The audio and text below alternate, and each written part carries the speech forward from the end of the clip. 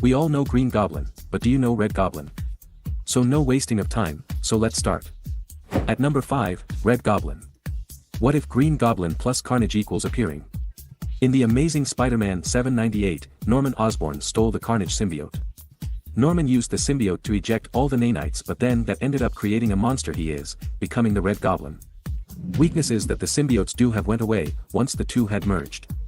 If you think you can use sound or fire to take this guy, it isn't possible. Green Goblin was fine with those things, so now the Carnage side of the Red Goblin isn't effective either. Even the bombs that he used are Carnage pumpkin bombs that bite you. It's all fused together and it's really intimidating. Number 4, Calypso. Calypso making her first appearance in Amazing Spider-Man 209. Calypso is a voodoo priestess who also happens to be the lover of Kraven the Hunter.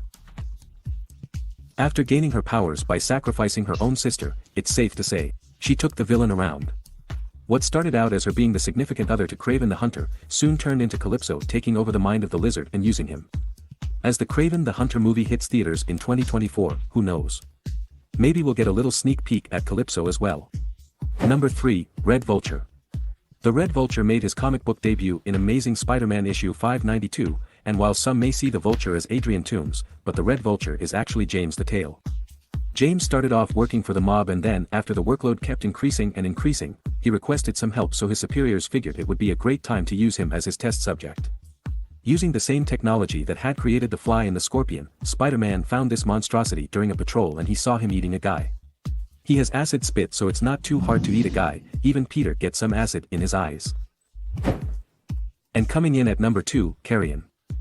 Carrion aka Miles Warren made his comic book debut back in Peter Parker's Spectacular Spider-Man issue 25.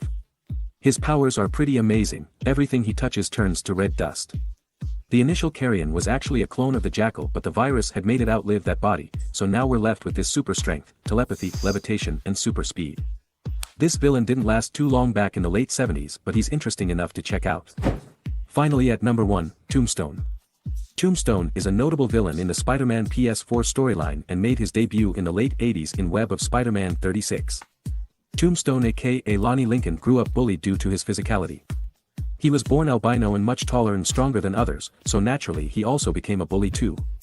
He embraced it and became one of the biggest, baddest hitman out there, taking out the trash for Kingpin himself. Weighing in at almost 500 pounds and towering at the height of 6'7", Lonnie is strong enough to lift 6 tons. So if you're a fan of the Spider-Man game, you'll agree he's one of the hardest villains in that entire storyline, and for good reason. Which one of these villains do you want to see more of? Let me know in the comments and do like the video.